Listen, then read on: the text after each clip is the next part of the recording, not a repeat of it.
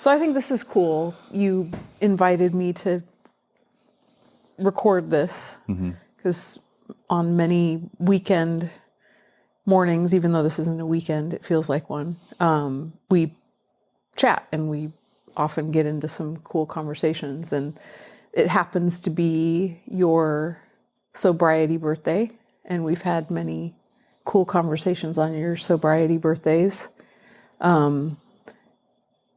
So it's 11 years. Yeah. And one of the things that I'm always curious about is what you've learned this year, what's new, what's different this year. Yeah, we both worked at a place called Pirelli, and that was a question that Neil Pye used to always ask everybody on their birthday, and it's a good one. Like, what did you learn this year that you didn't know last year, kind of a thing. That's what you're posing here, yeah? Yeah. I don't have anything super clear on that. A lot has changed this year. Part of a momentum that's been going on for me where I've gotten obviously louder as I sit here with you with microphones talking about this and putting it on the interwebs. And maybe I'll take this opportunity to tell people that for a lot of us in recovery, the day that we got sober is one that we call our sobriety birthday. And, it's evolved over the years. I mean, those first few years, it was all about making a big deal of it, and you were there right there with me, and you went to where we get coins. And it's changed every year. And so this is 11. So we're starting to rack them up pretty good here. Mm-hmm. And yet the concept of sobriety birthday is very real for me. It's not for everybody in recovery, but for many, it's a day. It's an important day. And so here we are having a conversation on my sobriety birthday, which is May 28th. So I want to ask you, because I'll ask you the question again because you didn't answer it yet, but like a politician, just to point that out. What's similar? What's consistent? Because there have been some things that every birthday you've done, and you've already done a couple of them. It seems like there's certain things that are tradition and that you have wanted to keep traditional. So what is that, and why is that important? Okay. Yeah, so I usually talk to my first sponsor, Todd Edwards. He was the guy that basically helped me to have psychological safety, the way I look at it, back in the days of my early finding my way into circles where sober people were hanging out. And in my case, that was AA, Alcoholics Anonymous. And there was a lot that was really rubbing me the wrong way in AA, and sometimes still does. And so somebody like him just happened to sit next to me, in an 80-person meeting, and happened to get called on and happened to share something that was meaningful and was willing to be my sponsor. And we've been friends ever since. And so, you and I left Fort Collins, where I got sober, after about 6 months of being sober. So, but he and I have stayed in touch, not a lot, but enough, and certainly on our birthdays. And the cool thing, as I say, birthdays plural, because his is 2 days before, his May 26th. And so he was 7 years sober when we met. And now I think he's at 18 years. And so that's a tradition. Oh, if I could one thing I would love to be able to do is talk to Steve Dunn. That's the one that rocks me whenever I think about it. And I can't because he's passed away. Yeah, but you used to. But I used to. Yeah. And every year I would try so hard to get myself prepared to not bawl. Mm-hmm. Right. Every year. As soon as you heard his voice. I would totally lose it. Yeah. And I miss him, and I'm so grateful to him, and I hope someday to know his family. He was the drug and alcohol counselor who, I hesitate to say saved my life, because I just don't know what happens if I don't meet him. And maybe that's not true or not, but he helped me get through that window of opportunity and stay there. Yeah. And the way he did it, if you listen to the story, isn't by pushing me. It was the opposite. Mm-hmm. And if that's alluring or interesting to anybody, please go listen to that podcast, because that's how I try to run my interactions with other people that are finding their way to sobriety, is through that lens. So there's something that I think is interesting, because one of the things for me all along, since you started learning about substance use disorder and, me trying to figure out what is it, and, how am I not, an addict, even though some of my behaviors are similar, going to meetings with you, listening to stories and hearing the wisdom and the life answers within that, group of people. One of the things that really resonates with me with your story of Todd and Steve Dunn, but more so with Todd, is that when you heard him speak, it was like he was telling your story. He really resonated with you. And one of the things that I think, as far as a life lesson for me, that has happened over and over again, is don't give up if you don't find the stories that resonate with you. Mm-hmm. They're out there. Like, for me right now, I've been transitioning into a new profession and, making a big career change. And it's scary. I'm 52 years old, and a lot of people don't make those moves at this age. And, I don't know if holding out is the right word, but not giving up that there are going to be people that resonate with you. And, I'm really excited that I've found that. And then back a few years back with, learning about horses and finding trainers that resonated with me, and still to this day, finding people that resonate with me. I think that in AA, that whole thing of if you go to a meeting and it doesn't resonate, don't stop. Keep searching, because you'll find it. Like, is there anything that you'd want to say to that? Or does that ring for you? Yeah, and I'll expand a little bit on that. So two things. One of the things that I've learned this year is I've gotten very comfortable with a new saying that I'm going to lean on here, and that my program, and basically my program is my life, because if I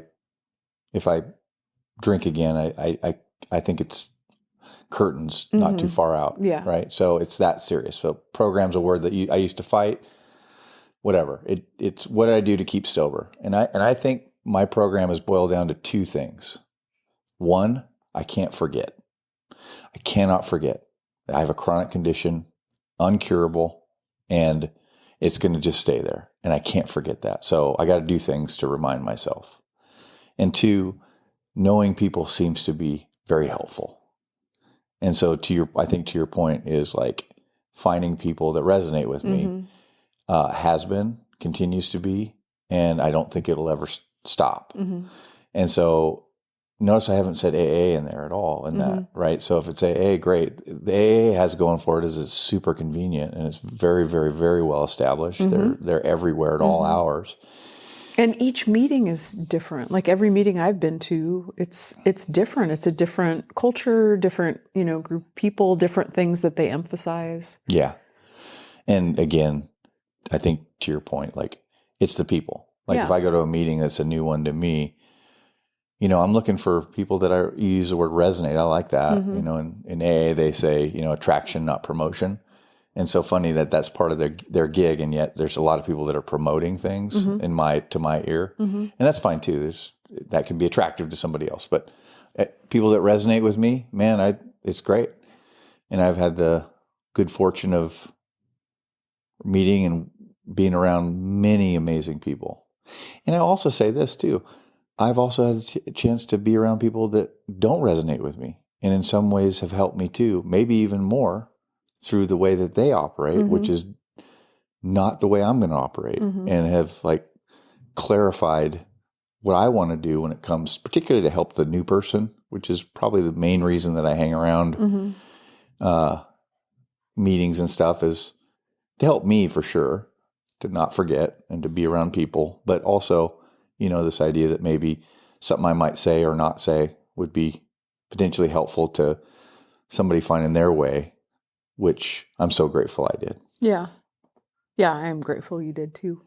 I think it's really cool. I like what you said of one of the things that you've learned this year, or maybe just clarified, put in the forefront, that I've heard you say a lot in your conversations with me and, with other people is that idea of what's my program? This is my program. And I think it's cool that you're using that word.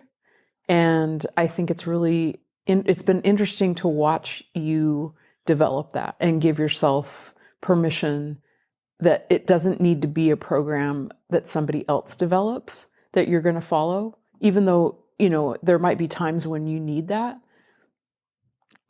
It's a program that you're developing. It's one that is working for you. And a big part of that is all the conversations you've had with people and learning what has worked, for them, and then what fits for you, and, not, and then leaving the rest. Yeah. I think that's really cool. Yeah, there's a saying too, take what you need in the present moment and guiltlessly leave all the rest. And I love every word in that sentence, guiltlessly, in the present moment. This is all real stuff. And I'll just throw a stat at the audience here. The latest stat is that there's 24 million people that consider themselves to be in recovery in the United States. So 330 million people, if you don't know that, that's about how many people are in the U.S. 24 million are walking around believing that or saying they're in recovery. Okay.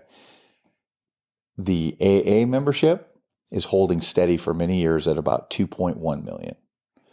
So that's a delta of about 20 million people, 22 million people that would say I'm in recovery and are not members of AA.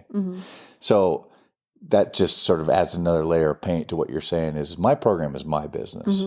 And I'm happy to share it. And I'm also happy to have people say, oh, I don't want his program or not curious about my program. And, but I the more I'm around this and the more I do what I do, when it comes to being around recovery circles, the more I believe that it seems to me that people need to find their program, and it can evolve and change, and it can go this way and then that way or whatever. But if it's, how do you know it's working? You're not putting booze in your face.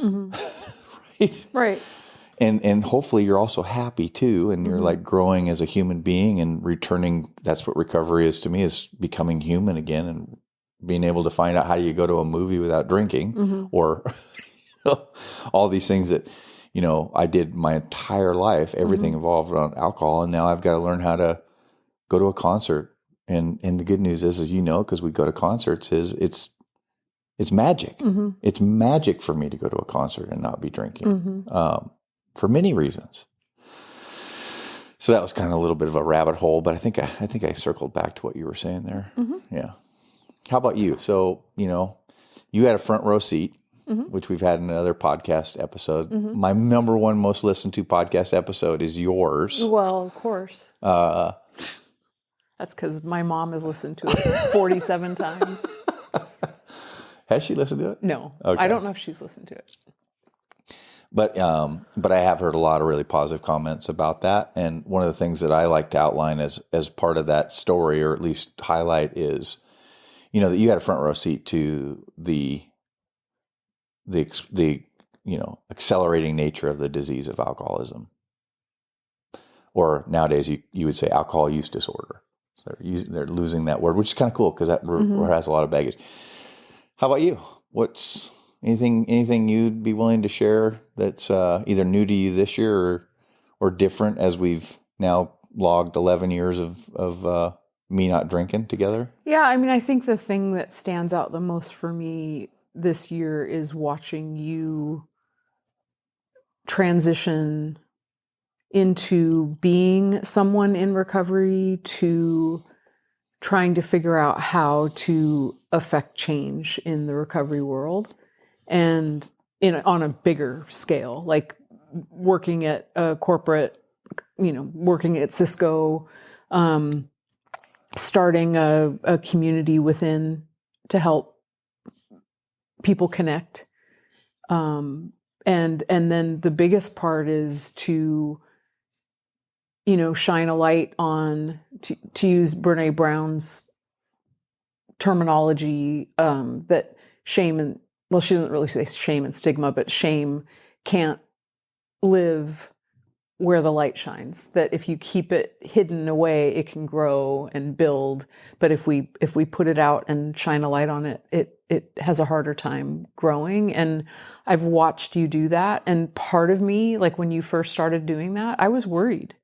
I was worried that you were putting yourself in a really vulnerable position by saying that, hey, I'm in recovery, and stepping out, and you know, I was concerned about that. And so, you know, realizing that I have shame and stigma surrounding it, even though I'm so incredibly proud of you, you stepping out, I just thought, oh boy, you're putting your job in Yeah. jeopardy. And, um, you know, ironically, you got laid off, Right.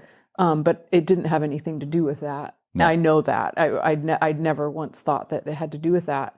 And now I'm watching you in a time where if this had happened back when you were still drinking, I mean, it would look unbelievably different. I Yeah. mean, you would be using that to get through this challenging time. And instead, you've been, you know, opening yourself up to possibilities, and you've been reaching out and, you know, doing what you do anyway, connecting with people. But really, I don't know, it's just been really, really wonderful to watch. And, yeah, so I think the thing to kind of put a recap it is watching you step out and say, "Hey, I, I'm going to challenge this shame and stigma thing, and I'm going to put myself out there." And watching you do that and be such a great example. Um, and I would like to do that too. I still have shame and stigma surrounding it. Yeah. More that it's weird. I mean, I have it more about, I don't want to make other people feel uncomfortable. Yeah. And which is so strange. But I bet, I'm sure that other people can relate to that. It's like, you know, if I say that, what are other people going to say back to me? So that's a reason that I don't want to have to keep me from sharing my, uh, you know, respect and love for what you're doing. And that beyond that it could help somebody. Yeah. You know, so anyway. Yeah. Let's just take a second on that, one of the pieces in there around me getting laid off and what happened the last time when I was still drinking and got laid off from Pirelli. Right. Mm-hmm. I mean, I'll always drink heavily, always, but What do you mean you'll always drink? no, I always did drink heavily. Oh, okay. But I think to your point, you know, it was a disaster in terms of my alcohol intake.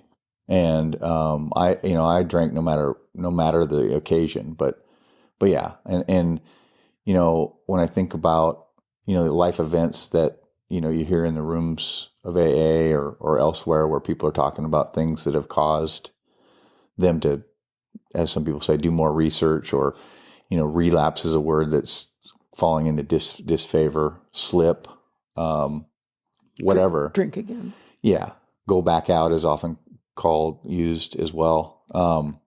These are the kinds of things that you hear about, you know, layoffs, losing family, you know, losing somebody that's important to them. Yeah, this is better. I wouldn't even considered at all using alcohol or drugs right now. And I think part of that is pillar number one is I can't forget. I put so much effort, you know that, Mm-hmm. constantly putting effort into reminding myself, whether it's going to hear people share those kinds of stories that they're so graciously sharing with me and others. And when you say those kinds of stories, you're talking about relapse stories. Yeah. And I share with people that I have this condition, and when I have interface with people that are going through relapse, I assure them the only difference between them and myself is one drink. Mm-hmm. That's it. Mm-hmm.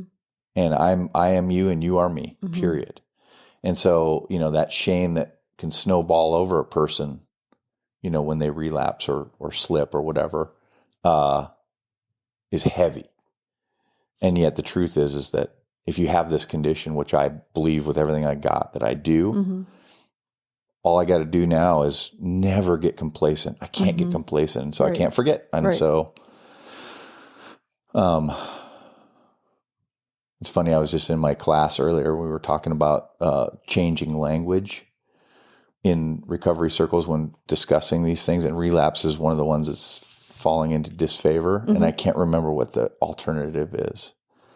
So I'm going to leave this because, part of this evolution, I believe, is also, it's okay for people to use language that they're, Absolutely. It took me a while to go from addiction to substance use disorder, and I'm pretty much there now. It took me a while to get comfortable with it. And so it's going to take me a while to get comfortable with these other words. And anyway, I just say that because the class I'm taking, as you know, is I'm becoming a facilitator for substance use disorder problems in corporate America, which is, and for HR professionals. And I feel like I'm made to do that. All my facilitation skills and all my ability to create safe spaces and such. I think I could be an excellent messenger and somebody to do that in those kinds of settings. So anyway, So one thing that popped into my mind, and this is kind of what happens when we have these conversations, is we're going all over the place. Yeah. But one of the things that I thought of with the evolution of language is that because people can end up getting offended if a certain word is used, right? That no longer is, like you said, it's no longer in favor. Is that what you said? I don't know. Yeah. And I think something that's super important is recognizing the point of language is to clearly communicate, and that part of communication is intention. And, if someone's intention is to connect and be, helpful, or, it's a good intention, if they use a word that isn't in favor anymore, it's like hopefully excused. And because we need to be a part of we need to understand, why did it change? So if you just say, well, now it's substance use disorder, but you don't understand why would you be using that? Right. And I think oftentimes we fall short on that. We forget to look at the intention. We just hear the words. So anyway. No, I agree. I'll just add to that to say that I think that words can get in the way. And that includes for me too. And I'll say that out loud at meetings all the time. Like words can get in the way of things. And so I'm with you on that 100%. But to be curious and to try to really understand, like, why is that person using that word? Or if it's a new word to you, or if it's a more offensive word, what's the intention behind it? Yeah, and so I'd love to take a second here to do a little bit of education on that. Okay. Like why is substance use disorder? Yeah, because that would be a question I have. I don't know why that. Yeah. Yeah. Yeah. So I'll start with my story. If you use the word alcoholic around me or addict, first off, alcoholic means bad to me, more a bad person, a weak person. It means that I am now grouped with a bad lot of people. Not to me now, but at the time, like when I needed to have curiosity to discover more about the predicament that I was in, alcoholic was kryptonite. I've said this a few times in a couple meetings, and I don't know, it came out of my brain, and I love it. I dug a moat and I put up electric fences. And if anybody came in earshot of me and used that word, you're sorry. I have no interest in being around you. That's how intense it was for me. And so if it's that way for me, it's going to be that way for lots of people. And the truth is that I have a medical condition. It's a complex one, includes brain stuff as well. So, just like mental health, as a society, we're waking up to mental health and being more open about it, right? Well, guess what? substance use disorder flies in formation. They usually are flying with each other. Mm-hmm. And in my case, I would self-medicate with booze for anxiety issues that I had, right? I could say that now, but I couldn't say that back then. I didn't even understand it. And so substance use disorder is less of a binary thing, meaning you either have it or you don't. You're alcoholic or you're not. And instead, you can have varying degrees of substance use disorder. So somebody could say, I have substance use disorder, and not necessarily mean, you're drinking, a gallon a day or something crazy like that. It could mean you have substance use disorder, that you've gone outside the lines. You're starting to check some boxes on some of those sheets and things. And now you can start to deal with it, and ideally deal with it before it gets terrible, because you now have some awareness around a disease that you potentially might have or be moving toward, and you could potentially pull out of it and moderate and maybe be able to keep alcohol in your life. I don't know. I'm not one of them. But to me, that it's just a lot more of a welcoming term than alcoholic or addict. Right. I understand that. I think that's really cool, especially the varying degree part of it. I hadn't thought of it like that. Do you think that, because like what you're saying, part of the whole thing with the word alcoholic was the cultural, how culture had built that word, like what it meant, what examples we had in movies and in life, and that it was, not people in recovery. It was, people in a really bad way. Not to say that you weren't in a bad way, but like you said, they're bad. There's something morally wrong with them. Right. All those things that aren't true. I'll just leave it at that. But do you think that over time that same thing will happen with substance use disorder? Meaning that culturally we'll start to just say, well, that's somebody with substance use disorder, that the same negative connotations will go along with that term that went along with alcoholic? Hard to say. Maybe. I don't know. I don't know how to answer that. But for you right now as an individual, it's a more attractive term. It doesn't have all of the baggage, like you said. And it's a little bit more scientific. It has the varying degrees piece, and it fits into the disease model. Yeah. Yeah. Yeah. And it's just, it's taken me a while to get to where I can say it and rolls off the tongue. But the truth is I'm fully comfortable saying I'm an alcoholic. Right. 1,000%. Yeah. And words like alky, another word on the sheet today was drunks was not a good word. I from fondness and repetition, drunks is a word that I love. And there's the whole intention thing, right? So if you're in a group of people, like I've heard you with some of your friends in recovery, you'll say, you guys will make jokes and say things that I would never say, right? Like, because I'm not in the camp or whatever. Like, you guys will say, it's just a bunch of drunks getting together, and I'm like, oh my gosh, how can you guys say that? But the intention behind it is you have this love and reverence for that group getting together, but there's also humor in it, and which has been a big thing for you. Yeah, humor is a huge part of my program. So it's the intention, because it could also be somebody using that same word and saying, yeah, it's just a bunch of drunks getting together. Right? And it's totally, totally different. Yeah. So that's why I'm like, will it just be that someday substance use disorder will have that meaning for somebody? And the part of the word alcoholic that was so upsetting to you, I think the biggest part, if, I could guess, is that you didn't want to have to own up to that there might be something that you might have a problem, and that you might have to give up this thing. And most importantly, I did not want to be labeled as something. Yeah. Like I resisted anybody labeling me as first off, you're an alcoholic. I mean, come on. Yeah. I live my life the way I live my life, and I'm doing things, and that's the thing, is it's a barrier to curiosity. If a word's getting in the way, time to figure out another word for myself and others. Yeah, right? That's cool.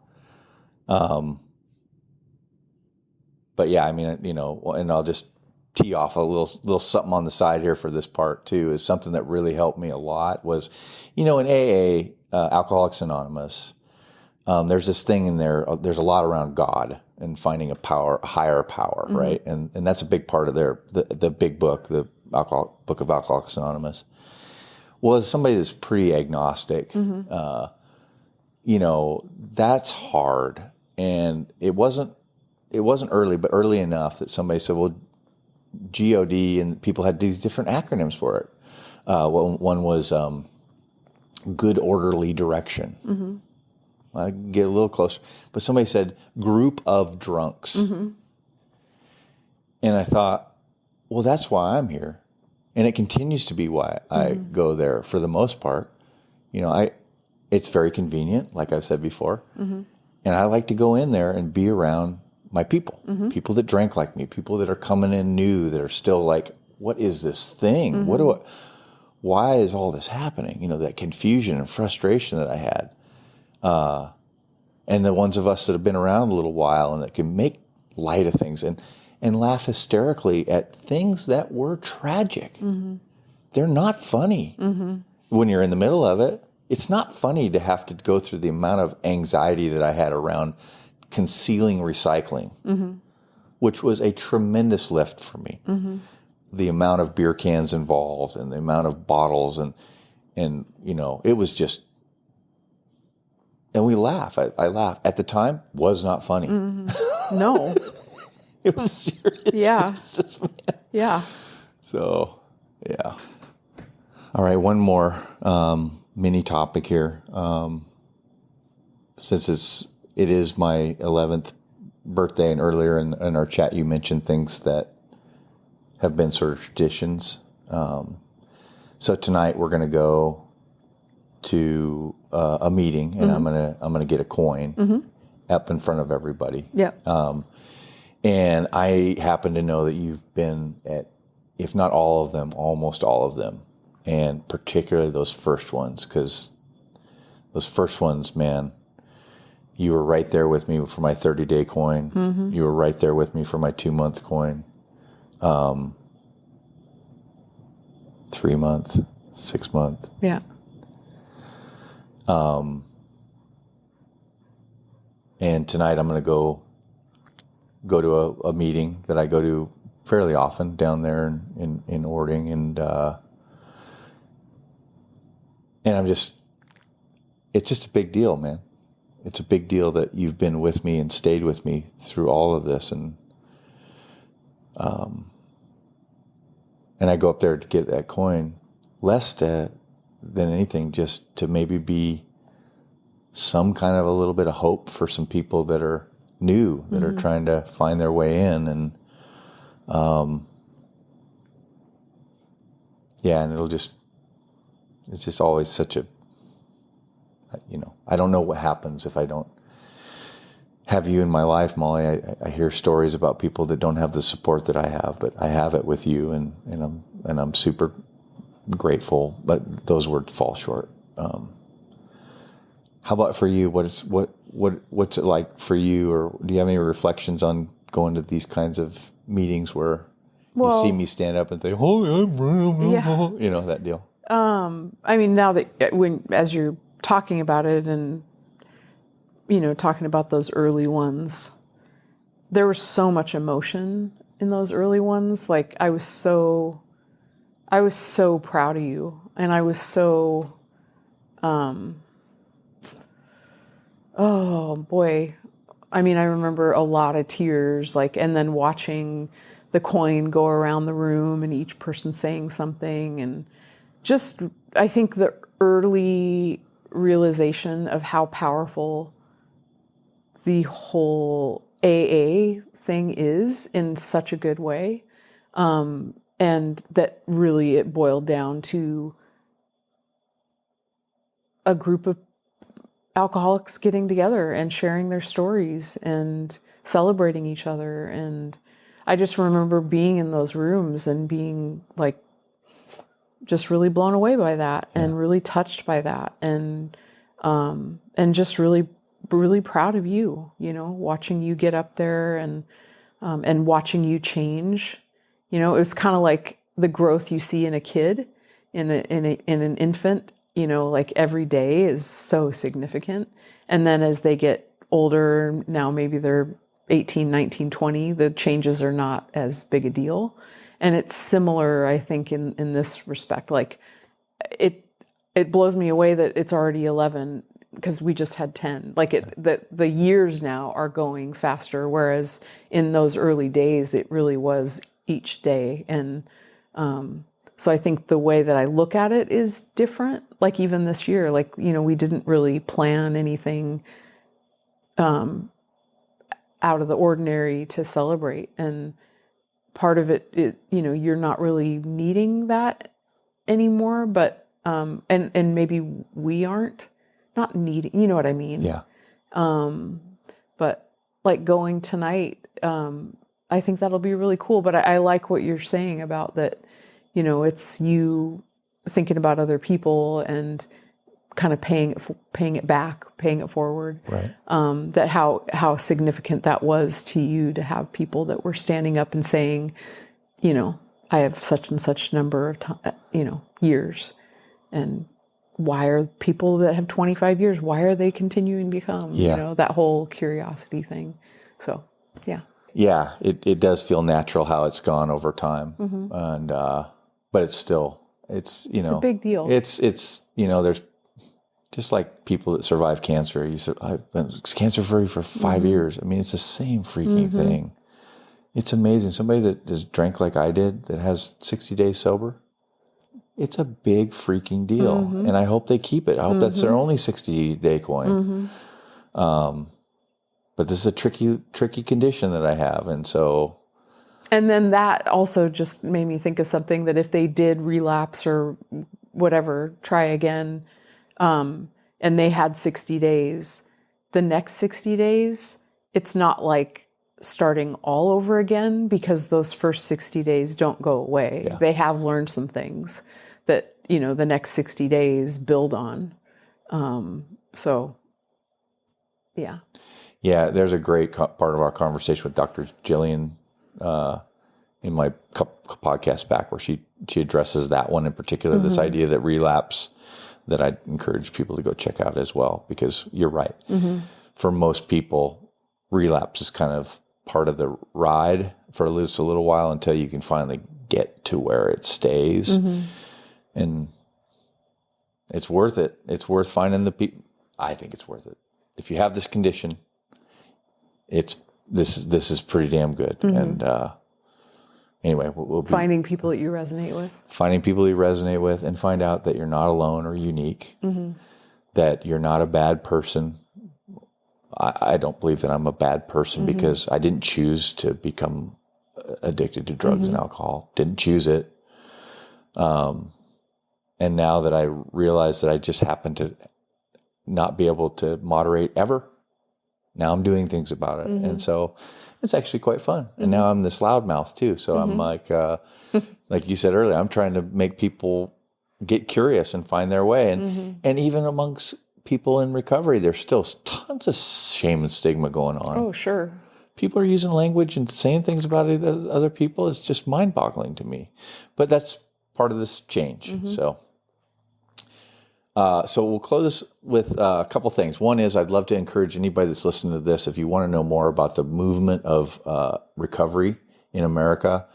It's a few years old now, but it's still a great movie. I believe it's available on Amazon, is The Anonymous People. Yeah, that is a good movie. Retraces the history of this and how it almost took wings a couple different times. It's also compared to other movements in the United States that were more successful, like Pride and the AIDS movement, and the things that sort of tripped it up. And I believe we're in the middle of another big one right now, a huge movement that's happening. So I'm proud to be a part of that.